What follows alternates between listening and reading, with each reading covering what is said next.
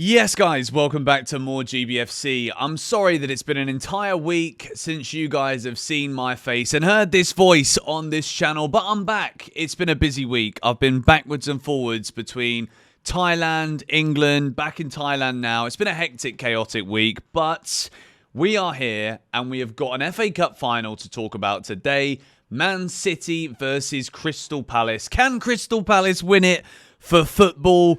Or if it's Chelsea, I'm still a little bit concerned about our Champions League position, because if you take a look at the league table, yes, we won yesterday. Yes, Chelsea are currently 4th in the Premier League table, but we're level on points with Newcastle and Aston Villa. Newcastle go to Arsenal tomorrow. This is one of the craziest European run-ins that we've ever seen in the Premier League, or at least that I can remember, with so many teams being kind of close to one another. But at the same time, the fixtures, if we take a look at these fixtures for next week, this is the games for this weekend, but Nottingham Forest, Chelsea on the final day. Arsenal should beat Southampton away on the final day. Man City go to Fulham. That is certainly not an easy fixture.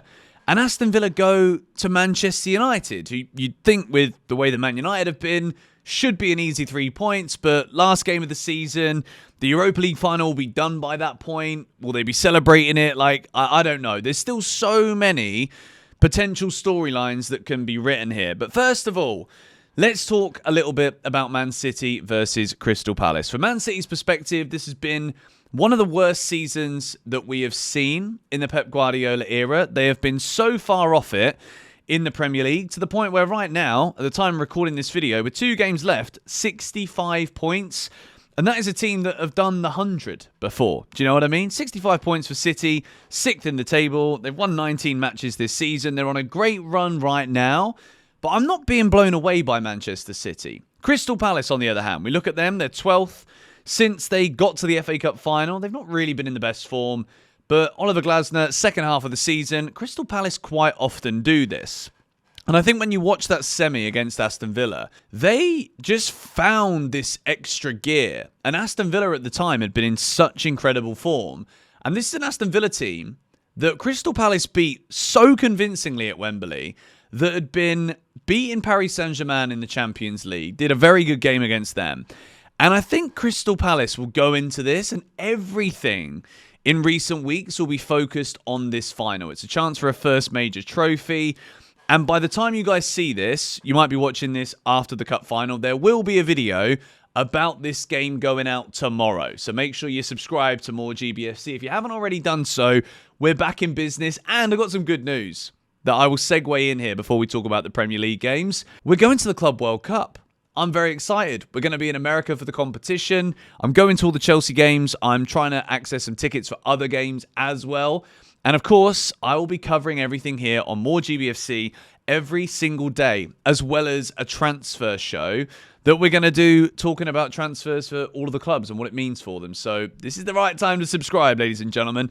But let's take, prediction, first of all. Prediction. I know I've been off the channel recently, so this might not be like the most fluid, highly edited video, but I just wanted to get something out there for you lot today. I think Palace are going to win.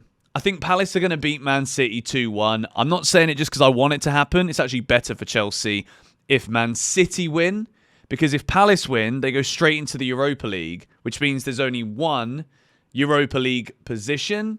So that would mean that there is a chance Chelsea could end up in the Conference League again if we don't beat Betis in the final and we somehow screw up these fixtures. But let's take a little look at this weekend in the Premier League, because tomorrow we got Everton, Southampton as the early kickoff. Goodison Park, last ever game at Goodison Park. Everton are winning that one, surely. West Ham versus Nottingham Forest. Nottingham Forest, recent form, they've fallen off a little bit. Nottingham Forest are currently 7th. And I've said this all along on More GBFC. Massive credit to Nuno for what he's done. But would they be able to last the duration of the season? And if you look at this, they were so comfortably up here, 3rd or 4th, to now be down in 7th with only 1 win in their last 5. West Ham got a great result at Old Trafford last week, although that's not difficult these days. Manchester United are awful. But I see a world where Nottingham Forest could actually drop points here. And that isn't just me saying that because it's beneficial for Chelsea if that happens. But West Ham, their last home game of the season as well. It's been a really bad season for West Ham too. They're 15th in the Premier League. Only 10 wins out of 36 all season. But I genuinely think with Forest's recent form and the way that they gave those goals away against Leicester last week, and we also need to talk a little bit about the ending of that game with the owner of Nottingham Forest on the pitch. And obviously, we don't know exactly what was said, and context is always key in all of these situations, right? But I do get the feeling that there might have been a big element of frustration here, that at the real key points of the season, they just couldn't find a way. And the thing with Forest all year is that they've been doing so well without the ball, but that isn't going to last forever. You can't be averaging less than 40% possession in a game and winning every single game, because there's going to be teams that will look at how other teams have failed to do well without the ball or with the ball, and other teams are going to be able to combat that. Leicester actually managed it last week too, and Leicester don't score goals. So I'm going to say this finishes a draw. West Ham and Nottingham Forest. I think Brentford are going to beat Fulham at home. Leicester, Ipswich. I actually think Leicester are going to win that after that comeback draw against Forest last week. Arsenal versus Newcastle. This is absolutely huge, because if we take a look at this Premier League table, Newcastle will go second if they beat Arsenal. They'll go a point ahead of Arsenal going into the last day of the season, which is at home to 13th place Everton. Arsenal will be away at Southampton, so Arsenal probably will win. But if Newcastle win this tomorrow, Eddie Howe will have guided Newcastle probably to second in the Premier League this season, which is an absolutely outrageous season for Eddie Howe's Newcastle. Eddie Howe is also healthy again now, which is great news. Happy with that. Do I think Newcastle can actually do it? Yes, I do. Having watched them beat Chelsea last week and having seen the way that Newcastle have been playing for the majority of the second half of this season, they've been outrageously good.